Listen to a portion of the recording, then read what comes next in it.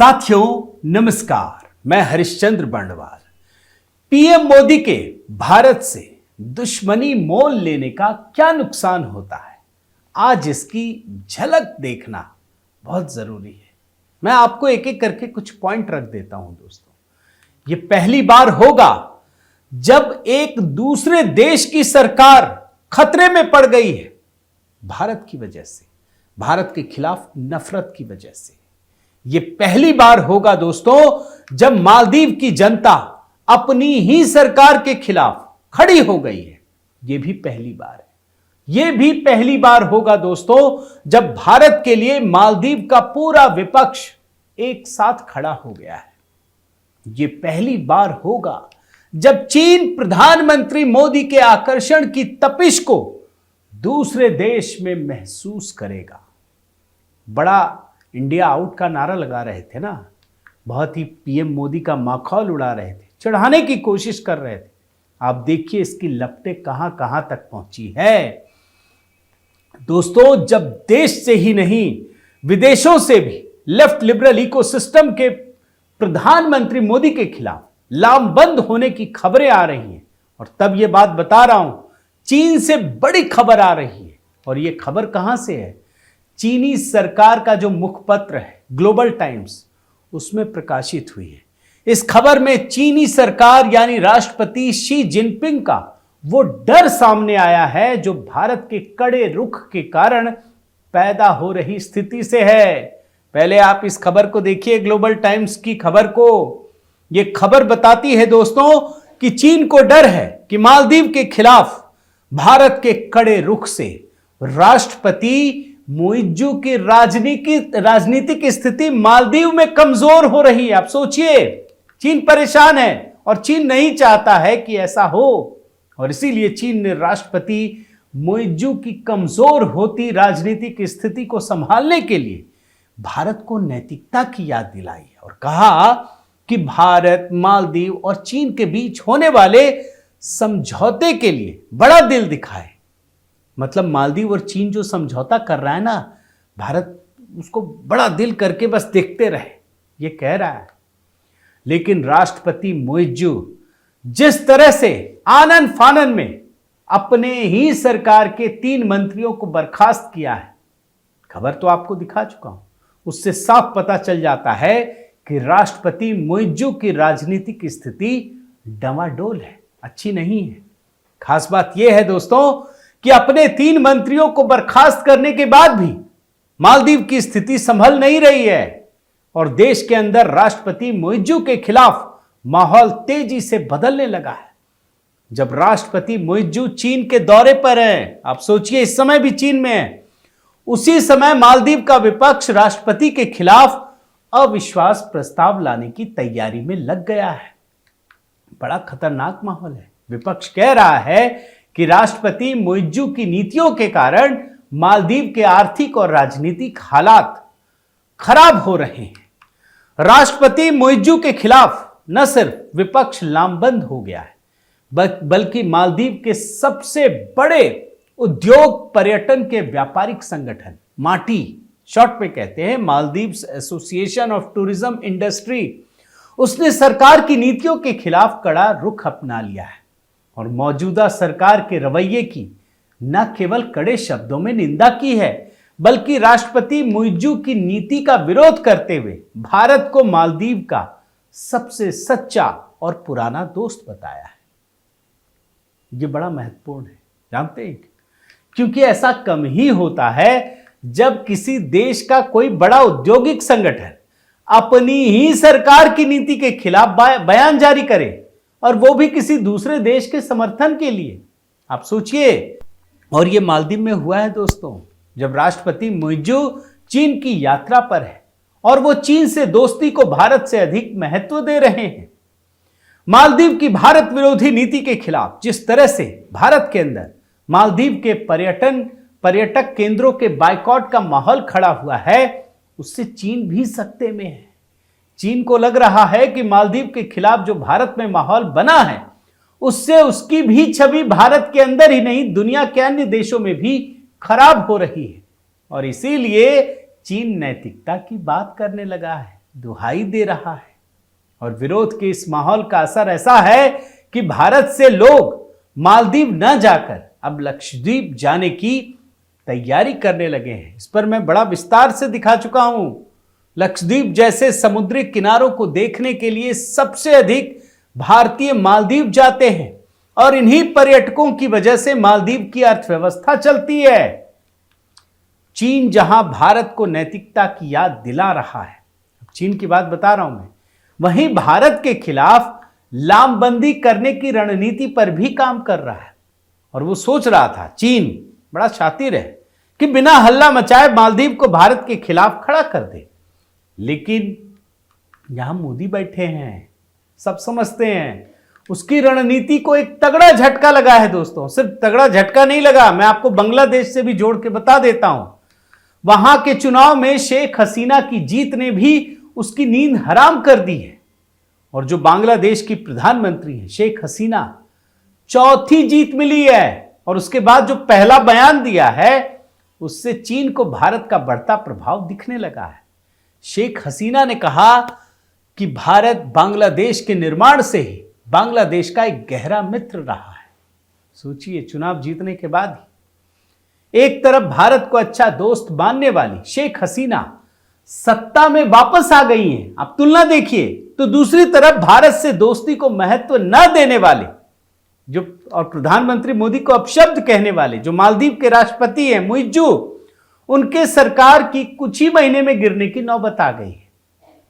ये मोदी इफेक्ट है पूरी दुनिया में। मोदी पर तो ये कहानी दिखा चुका हूं मैं।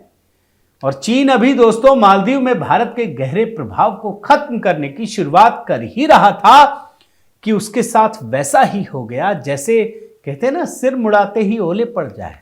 जैसे चीन मालदीव को अपने प्रभाव में लेने के लिए जो उनकी कर्ज वाली योजनाएं है ना, उस पर समझौता कर रहा है, लालच दे रहा है। वैसा ही याद कीजिए, चीन ने श्रीलंका के साथ भी किया था।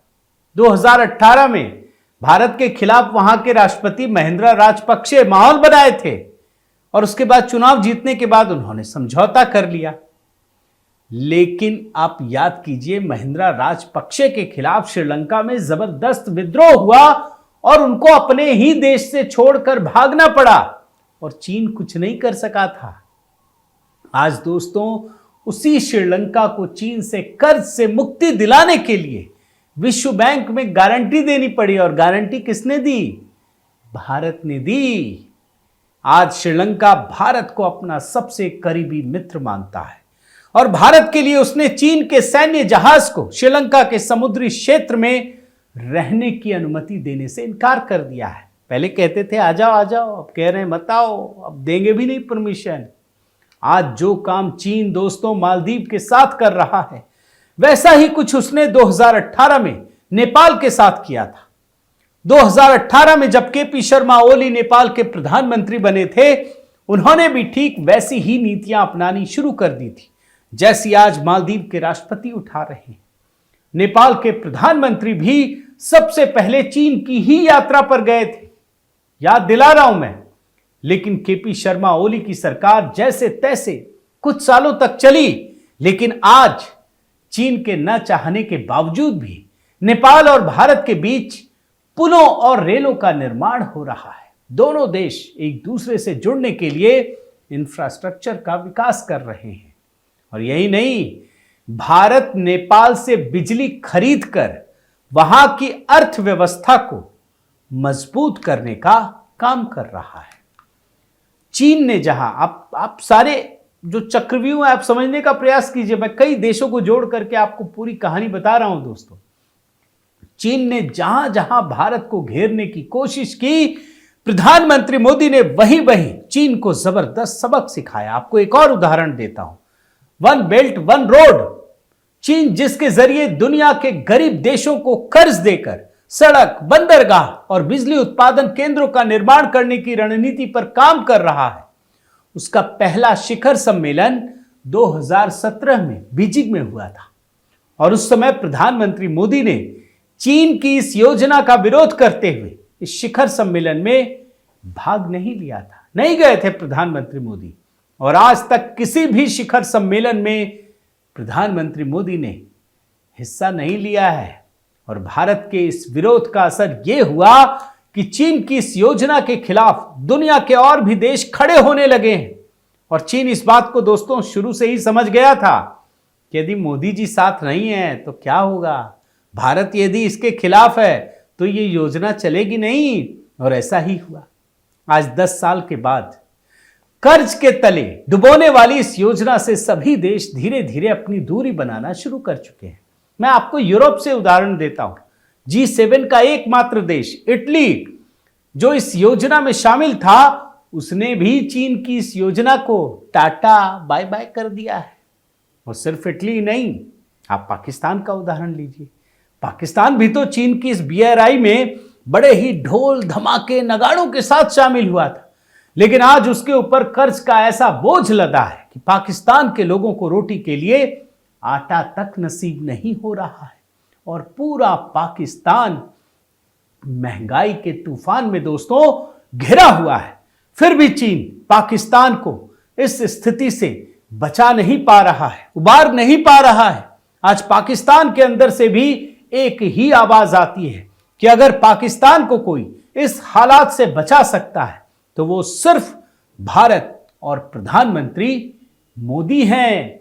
यही नहीं, चीन के राष्ट्रपति शी जिनपिंग का एक और आपको उदाहरण देता हूं। G20 का शिखर सम्मेलन अभी हुआ कुछ ही महीने पहले, तो चीन ने लद्दाख में खड़ी सेनाओं पर समझौता करने की एक शर्त रखी। भारत ने मना कर दिया।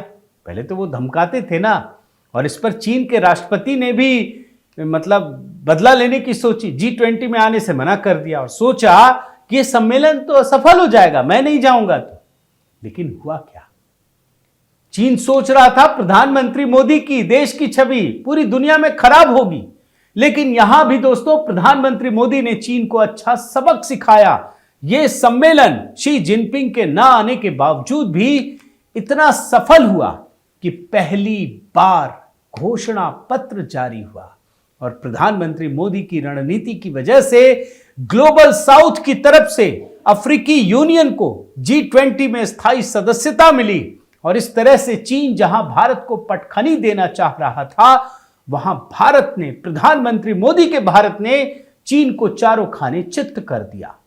अमेरिका और भारत ने मिलकर चीन के सामने वो स्थिति खड़ी कर दी जिसकी वो सिर्फ कल्पना ही कर सकता था। तो कुल मिलाकर साथियों, मालदीव के राष्ट्रपति की चीन की यात्रा से पहले प्रधानमंत्री मोदी की लक्षद्वीप की यात्रा एक संयोग नहीं थी। चीन और मालदीव को कूटनीतिक संदेश था कि भारत के हितों के खिलाफ कदम उठाने की पूरी कीमत हर देश को चुकानी पड़ेगी। प्रधानमंत्री मोदी की नीति हमेशा से यही रही है कि जो भारत के हित को खतरा पैदा करेगा उसके साथ किसी भी तरह से छूट नहीं दी जा सकती है। अब भारत वो भारत नहीं है जिसे चीन जब चाहे अपने इशारों पर नचा ले और भारत को चारों तरफ से घेर कर उसकी आर्थिक और राजनीतिक स्थिति को कमजोर कर दे। ये नया भारत है जहां देश के हितों के साथ कोई समझौता नहीं होता है। और यही मोदी नीति है, यही मोदी मंत्र है दोस्तों, जिसे दुनिया के कई देश समझ तो रहे हैं, लेकिन कुछ लोगों को समझ में नहीं आ रहा है कि ये करने से कितना नुकसान होता है। और मालदीव के मामले में चीन, मालदीव और दुनिया के कई लोगों को बहुत बड़ा सबक मिल रहा है। बहुत बहुत धन्यवाद। आपसे निवेदन है साथियों कि आप मेरे इस चैनल को ज़रूर सब्सक्राइब कीजिए, लाइक कीजिए, शेयर कीजिए, कमेंट कीजिए और इस बेल आइकन को प्रेस करना मत भूलिएगा। नमस्कार।